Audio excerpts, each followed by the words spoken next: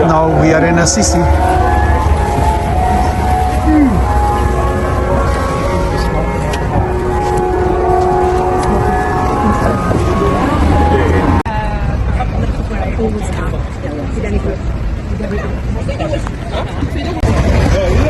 This is Mary of the Angel Church. We are going to see it and then we'll go to the Basilica.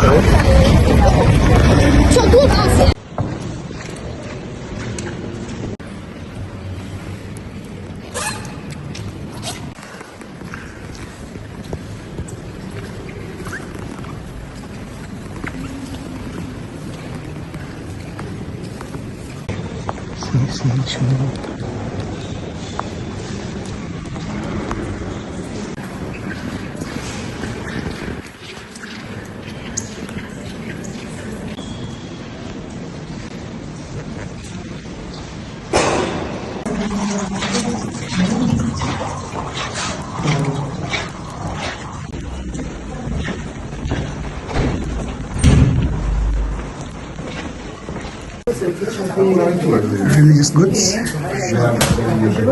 Beautiful religious goods shop here in Assisi.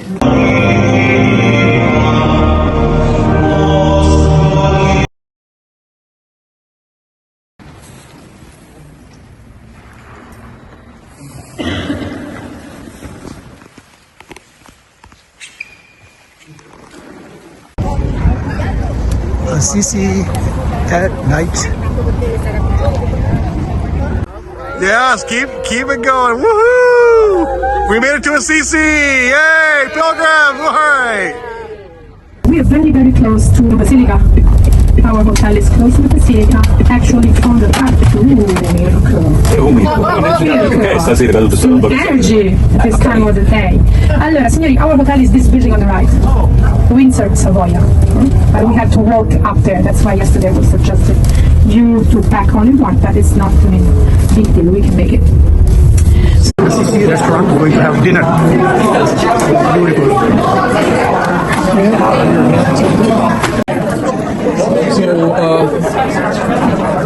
Mike and Ginny. Assisi restaurant.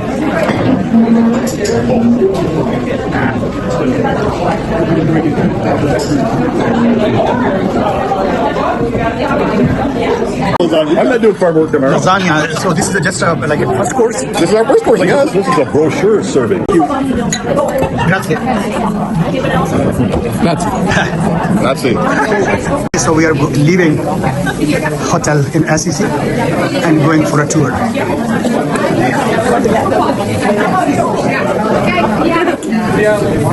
So before leaving, you want to say something before leaving the hotel? It's very wet outside. Okay, oh, very wet outside, yes. Okay, we have an umbrella. Okay. Grazie mille. Arrivederci. Arrivederci. Ci vediamo. It's raining. Everyone has an umbrella. Okay, let's go.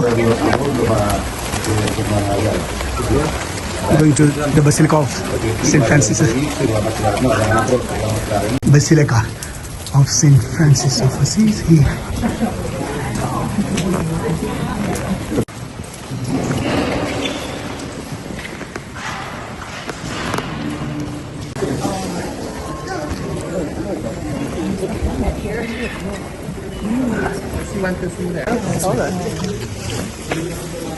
I don't know if I can smile that one.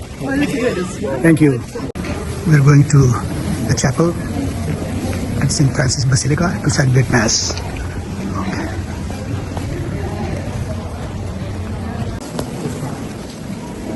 This is the well.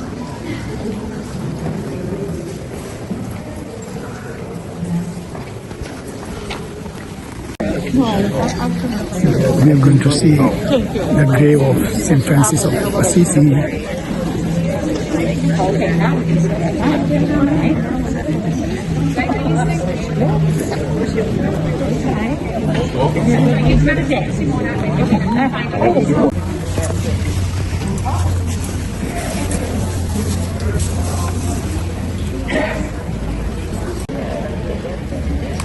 To the other side. And this is the courtyard of St. Francis Monastery.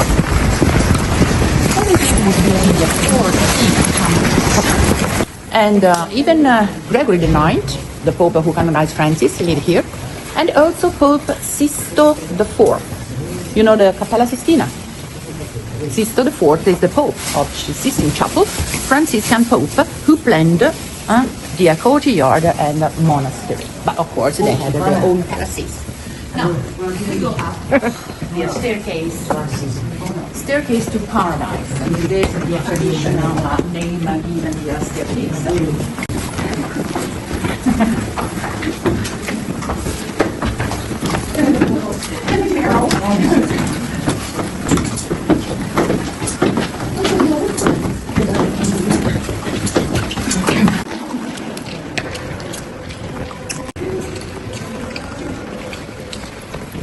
Now we continue to the city center.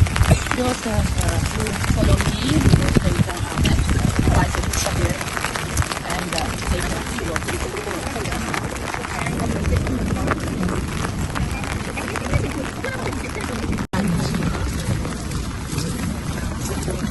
They are regular, very regular. And that's why they are then in material good of UNESCO World Heritage, because they follow a special protocol. You know, those things double in price this year. If you're allergic, starting olive, that's all I buy. If you buy here local, consider that I bought, because the new season for olive oil is in November, I bought for 14 euros, which is almost nothing. Yeah. Time for you to bless all of these. Oh yeah, we can bless anytime. I did that on No my problem. trip to Mexico. The guy, the priest from South Dakota, Right. brought everybody out.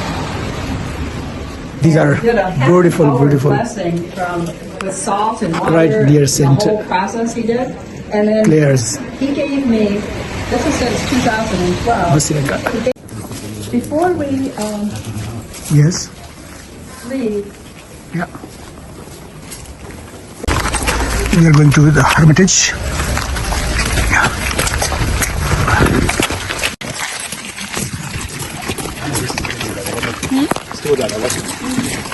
This is a different group with a lot of priests with them.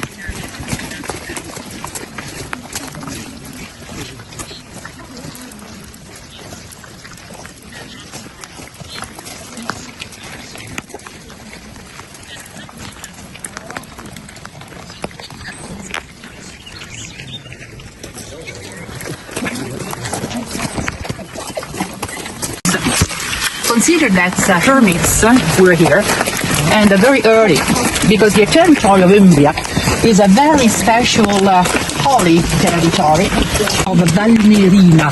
Valnerina Mountains are the mountains where Benedict of Norcia was born. And those places were probably where even St. Peter lived like a hermit. And the tales of Umbria always attracted hermits, because it's green everywhere, the forest is thick, and hermits were religious. They were here the Umbrians. The Umbrians are people living here since 2000 BC, and they were pagan, but very religious. And they celebrated in the forest.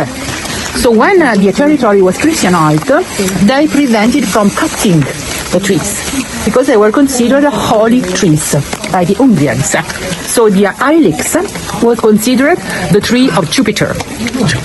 And the Umbrians celebrated in the forest. That's why the idea of the cave, as a place for meditation, where Francis and his companions came. Today you see this complex, but figure there was nothing here, unless probably a small place, very small place. Otherwise there were caves of hermits. And the entrance is outside. So we go to the entrance. We enter here the courtyard. And the number one, this building, is the refectory of Bernardine of Siena. Bernardine of Siena is the most important preacher of St. Francis Order, who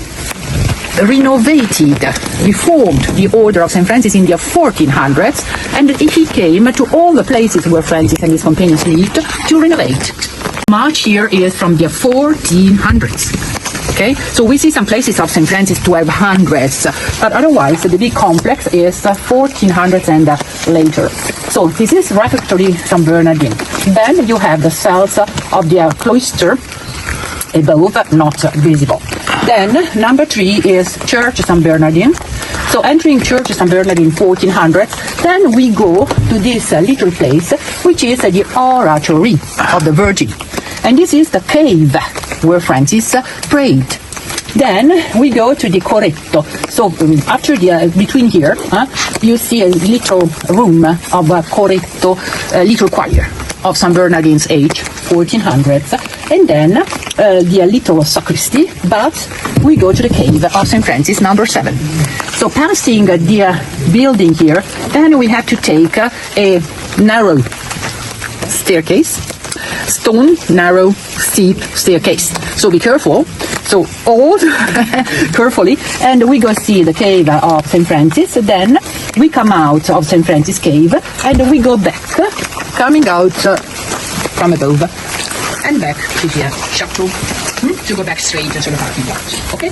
What's at the top? There's walls up there. Yeah, sorry. There's walls up there. What's up there? Yes, of course. They are all walls that have been built when they have made this place for life of Franciscans. So they have built everything for the use of the Franciscan community. But the wall there is very recent. Like see at the end, the place where Bernardine sat.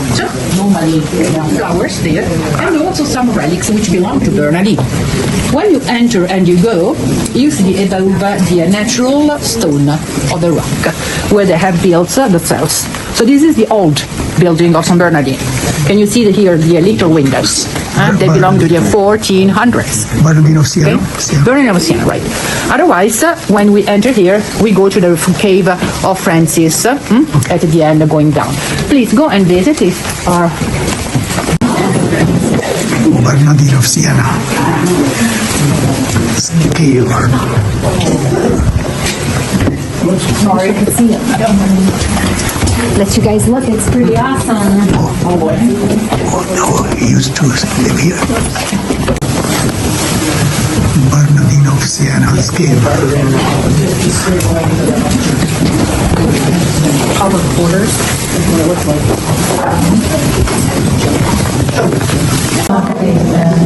Because we are here, it's also good. Normally we don't stop when you get a car. Thank you very much.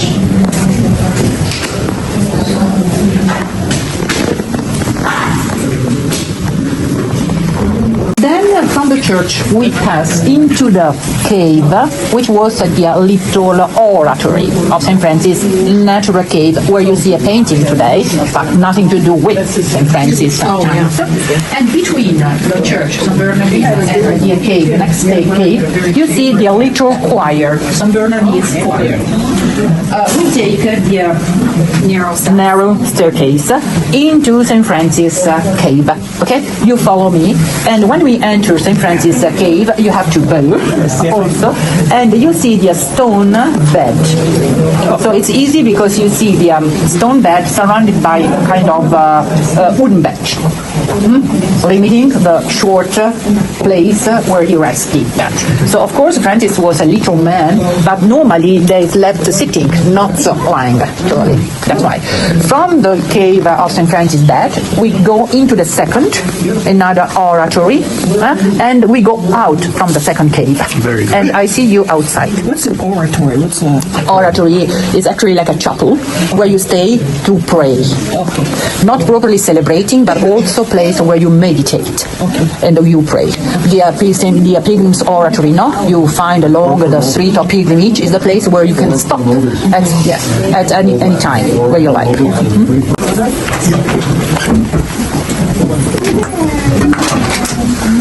Oratory. Oh my goodness. And then we stop and it's like we got our group and people are trying to go through ways. So when you come out from the cave, you see that there is a hole. I will tell you what happens here. Good job.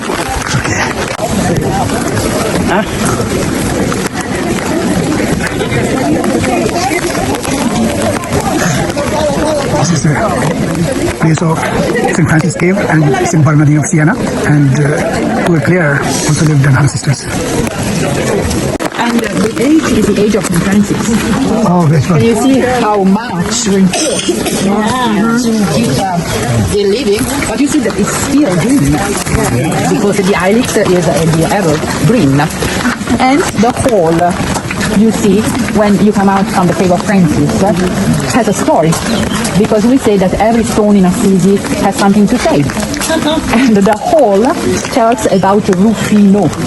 Rufino was the cousin of Clare, and Rufino joined St. Francis, and Rufino was attempted by devil. So the story tells that when he came to the cave, he cried in the night. And it was 1, 2, 3 times.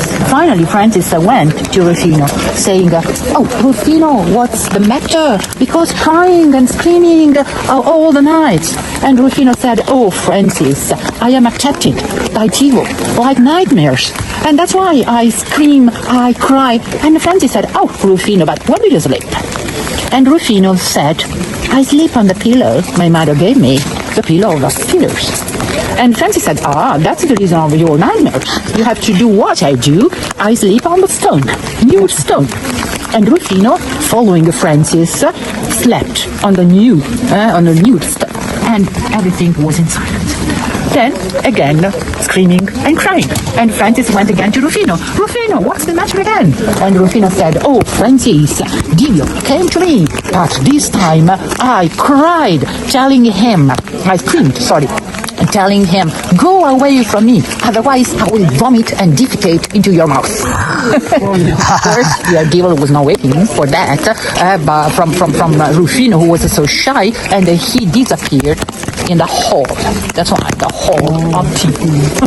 The idea of the St. Francis resting easily, while his companions, Ginevro, Rufino, they are very busy with studying the mystery of the creation. He is oh my goodness, diviner, water diviner, this one. And the other one is like a scientist who's trying to interpret the mystery of the planets, of the cosmic. But Francis has no worries. No, you see, he's resting and thinking. Probably they are not questions which concern me or less the creation and the creation. That was and they were here, no? In the forest, and the companions of Francis were here in the forest as well. That's why there are caves of Leo, Rufino, between there and there. If you like, we can go to the altar in the forest. It's amazing. All the way down, yes, look.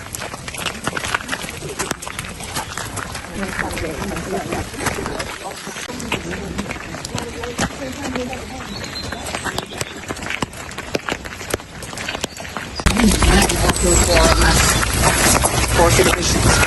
It's only a special place where you come and you can even take pictures. Of course, you can take the picture of your group if you like here, because it's like a natural church, a church in the rock.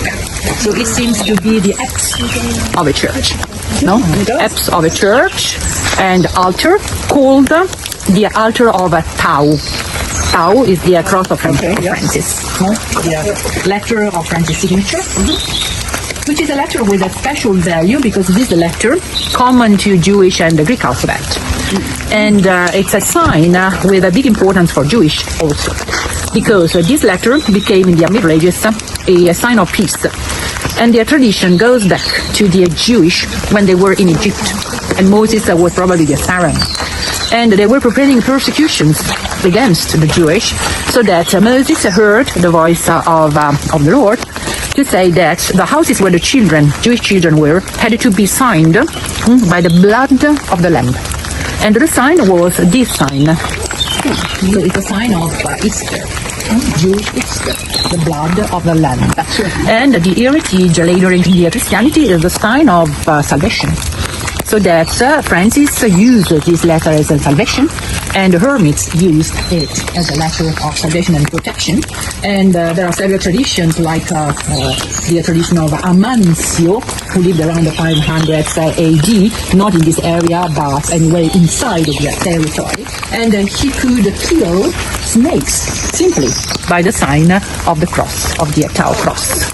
So you can win, no, the bad things anyway. And that's why the Saint of Francis is a sign of salvation.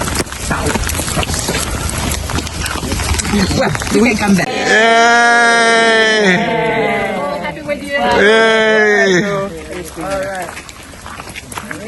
Good job. Jubilee. A few seconds. 1 second.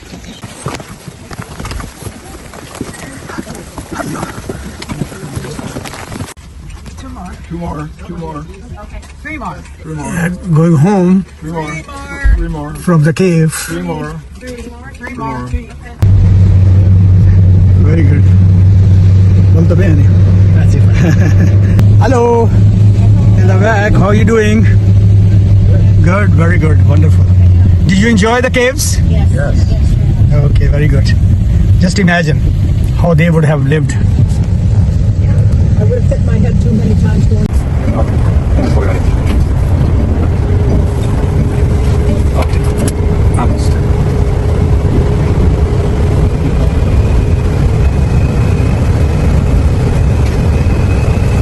We are leaving Assisi and we are on way to Rome.